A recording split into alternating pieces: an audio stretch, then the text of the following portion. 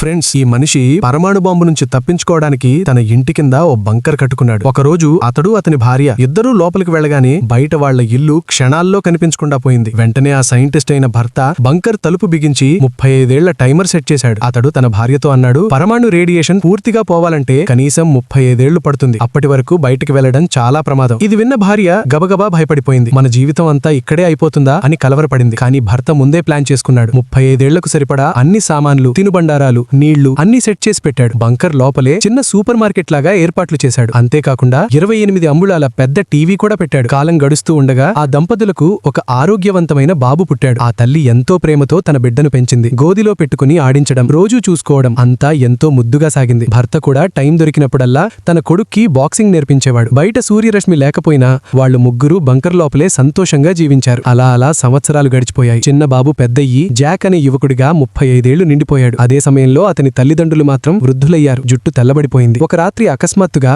బయట నుంచి విచిత్రమైన గట్టిగా వినిపించే శబ్దాలు వినిపించాయి. ఆ శబ్దాలు విని ఆ దంపతులు ఒక్కసారిగా లేచి ఇదేమిటి అనుకుంటూ ముందుకు నడిచారు. బయట ఏమి జరుగుతుందో తెలుసుకోవడానికి.